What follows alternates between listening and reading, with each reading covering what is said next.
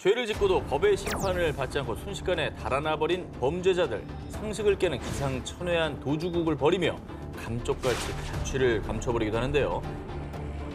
자, 이번 특종은 쫓기는 사람들, 도망자 식구입니다. 도주 방법이 어찌나 참신하던지 이 수십 년 경력의 경찰들도 혀를 내둘렀다고 합니다. 네, 그렇습니다. 수배자들이 대체 어떻게 철저한 경찰 수사망을 요리조리 교묘하게 피할 수 있었는지 그들의 흔적을 오늘 저희가 쫓아가 보겠습니다. 신출귀몰한 도주 행각에 막을 내리고 결국 체포돼 쇠고랑을 찬 도망자들의 사연까지 다양하게 준비를 해봤습니다. 아주 특별한 엽서의 수신인은 2017년 8월 프랑스, 벨기에, 체코, 스페인, 스웨덴 등 20여 개국 국민에게 아주 특별한 엽서가 발송됐는데요. 먼저 프랑스에 전해진 엽서 내용을 소개해드리면요. 파루, 너는 프랑스에서의 삶이 최고란 것을 알 거야. 우리는 네가 곧 우리 곁으로 돌아오길 바란다. 뭐야 이게? 파루라는 사람이 실종이 됐나요? 그래서 이제 캠페인성으로 이렇게 컴백 이렇게 하고 있는 건가요? 엽서의 수신인인 파루는 실종자가 맞긴 맞습니다만 사실 그는 2009년 은행강도 혐의로 20년형을 선고받고 도주 중이던 범죄자 파루 아치였고요. 그리고 이 엽서를 보낸 발신인은 유럽연합의 경찰기구 유로폴이었습니다. 저렇게 다정다감하게 쓴다고? 근데 너무 다정다감하게 바게트빵 들고 컴백 이러면서 영화에 보면 고백할 때 쓰는 스케치북 그 대화 아닙니까 저게. 예전에 유로폴에서 사람들의 범죄 신고를 촉구하기 위해서 지명 수배자들의 사진 인적사항을 담은 그런 달력을 제작해 배포했었다고 저희 소개를 해드렸었잖아요. 이것도 어떻게 보면 심리적으로 조금 더 회유하기 위해서 비슷한 의도로 제작한 거 아닐까요? 이 엽서가 널리 배포될수록 경찰들이 범죄자를 검거할 가능성이 커집니다. 유럽연합 회원국에서 현상 수배 중인 21명의 주요 범죄자에 대한 정보를 게재해 회원국 국민에게는 관심과 신고를, 또 수배자들에게는 자수를 촉구하기 위해 국가별로 이 엽서를 제작해 배포했는데요. 발상이다. 여기에다가 벨기에에서는 마약 거래 혐의로 기소된 현상 수배범 아르튀르 노로키에게 벨기에 감자튀김이 최고지. 진짜 맛있대. 우리는 네가 감자튀김을 그리워할 거라는 걸 알아. 돌아와서 감자튀김을 마음껏 즐기렴? 저거 듣고 와가지고 감자튀김 어딨어요? 감자튀김 그러면 웃기겠다. 감자튀김 준다 그랬잖아요. 도망자 생활이라는 게 얼마나 고달픕니까? 몸고생 마음고생 그만하고 죗값 치르고 두 발 편히 뻗고 자라. 이렇게 향수를 자극하며 범죄자들의 감성을 터치한 거죠. 아니 근데 네가 감자를 그리워할 거 우리 다 알아. 너무 웃긴다. 그래야 할 수 있지. 실제로 유로폴은 2016년 1월부터 범죄자를 추적 검거하기 위한 다양한 캠페인을 벌여왔는데요. 그 결과 36명의 지명 수배자를 체포, 또 그중에 11명이 제보를 통해 검거됐다고 전해졌습니다. 효과 있네. 효과가 발상이라니까. 그래. 근데 이게 그런 것 같아요. 사실 현상 수배 전단지는 좀 살벌해서 또 무섭기도 하고 그치. 쳐다보면서 유심히 보기 힘든데 이런 거는 저희가 한번 딱 보게 되잖아. 좋은 아이디어 같아. 어쨌든 이제 사람들이 이런 캠페인을 더 많이 보고요. 교묘히 숨어있는 범죄자들이 하루빨리 검거됐으면 좋겠습니다. 마음이 편하게 살아야죠. 쫓기는 사람들, 도망자 19 8위 공개합니다.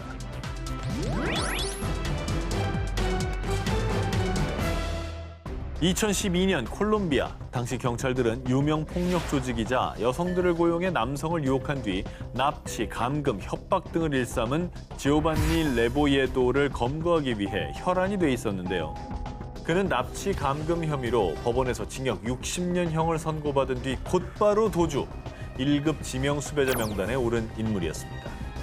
야, 근데 징역을 선고받고 도망간다는 건 좀 우리 상식으로 이해가 되지 않아요. 그죠? 레보에도가 도주한 직후 유명 폭력 조직의 일원인데다가 얼굴도 알려져 있던 상황이라 사람들은 조만간 그가 체포될 거라 생각했는데요. 그런데 말입니다. 이게 웬 귀신이 고칼 노릇입니까? 레보에도를 잡기 위해 경찰들이 온갖 수단과 방법을 가리지 않고 그를 추적했는데요. 그러나 무려 1년간 그 어디서도 그에 대한 흔적은 발견되지 않았고요. 마치 이 세상에서 완벽히 사라진 듯 감쪽같이 자취를 감춰버렸던 겁니다. 경찰들이 일단 정말 쌍심지를 켜고 추적을 했을 거 아니에요. 도망갔다면 본인의 명예가 떨어지기 때문에. 그렇죠.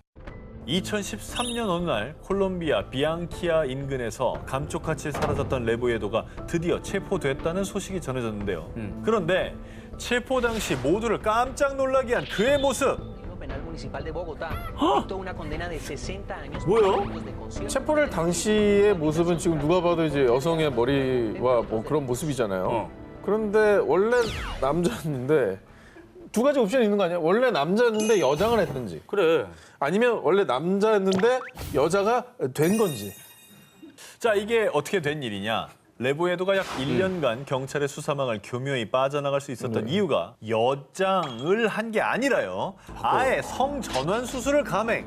로잘리나라는 이름의 30대 여성으로 완벽하게 변신했던 겁니다. 야, 이거는 성형 수술을 능가하네. 그렇지. 성도를 바꿔버렸어. 뭐 이건 굉장히 초유의 사태라 어떻게 반응드리기가 좀 참.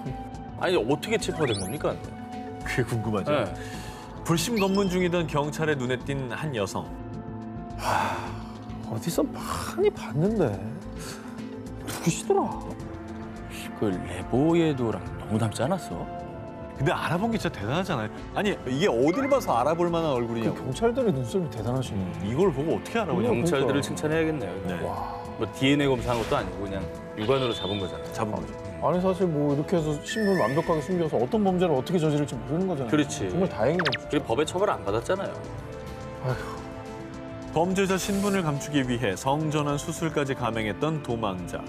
성별은 바뀌어도 범죄를 저지른 사실까진 바꿀 수 없습니다.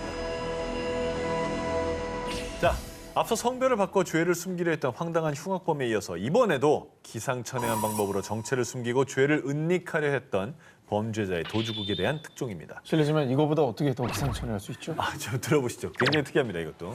지난해 4월부터 미국 로스앤젤레스의 부촌 베벌리 힐즈의 주택가 수십 곳에서 강도 사건이 발생. 경찰은 절도범을 찾기 위해 수색을 벌였지만 수사에 난항을 겪었는데요.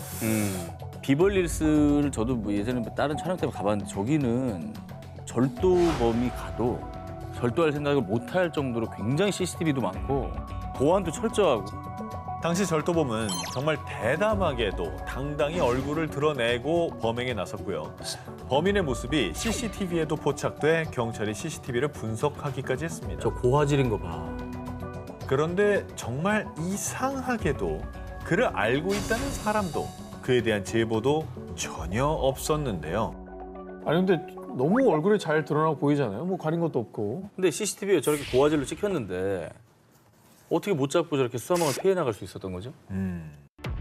자, 그런데 지난 5월 CCTV를 분석하던 경찰은 영상 속 남자에게서 아주 중요한 한 가지 공통점을 발견합니다.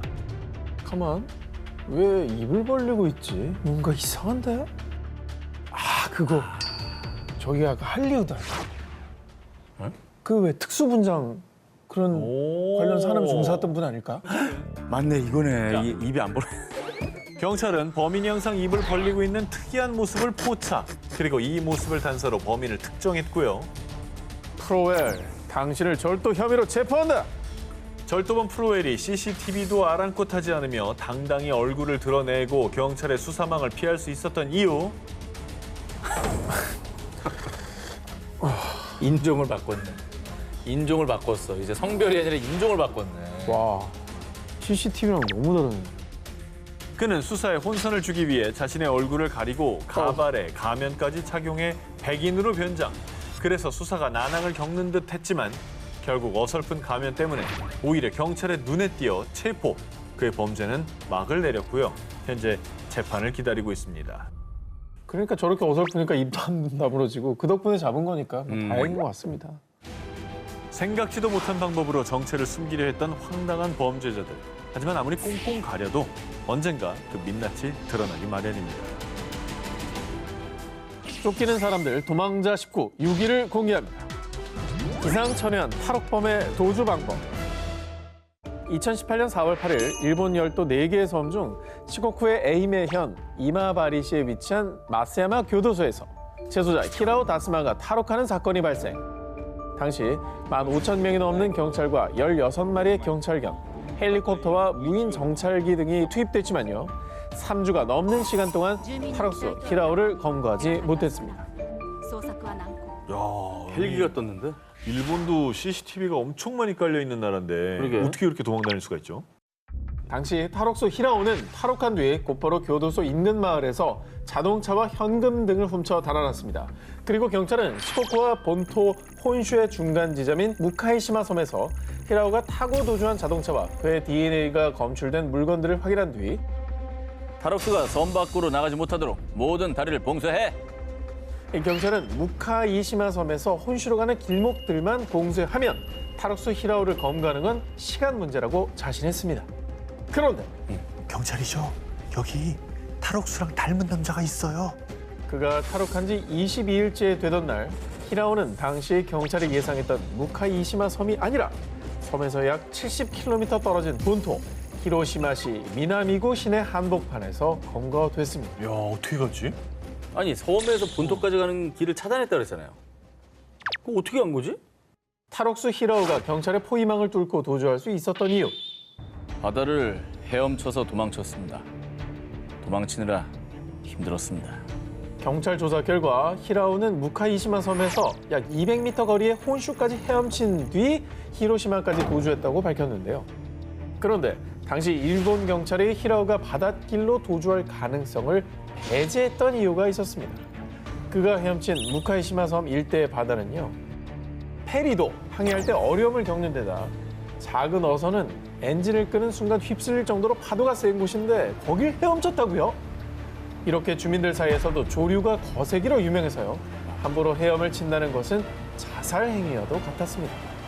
그뿐만 아니라 그가 헤엄쳐 도망쳤던 24일 밤은 비까지 내렸던 상황. 하지만 탈옥수 히라오는 경찰의 포위망과 모든 악조건을 뚫고 보란 듯이 도주에 성공했던 겁니다. 저 UDT 훈련 아니야? 정말 특수부대 같은 그런 느낌이네요. 그걸 어떻게 보통 사람이 장비도 없이 그렇게 가지? 한편 절도 및 침입죄로 징역 5년 6개월을 선고받았던 히라오는요. 원래대로라면 작년 1월에 출소할 예정이었지만 희대의 탈주국을 벌인 대가로 징역 4년형을 추가로 선고받고 혹독한 수감 생활을 하게 됐습니다. 잘못한 건 잘못한 거니까 만기 출소를 하고 그러니까 반성을 충분히 하고 대가를 치르고 새 삶을 사는 게 낫지. 그걸 뭐 도망쳐갖고 어떻게 새 삶을 살겠어요. 죽을 뻔했어. 게다가 죽을 뻔했고. 미련하지.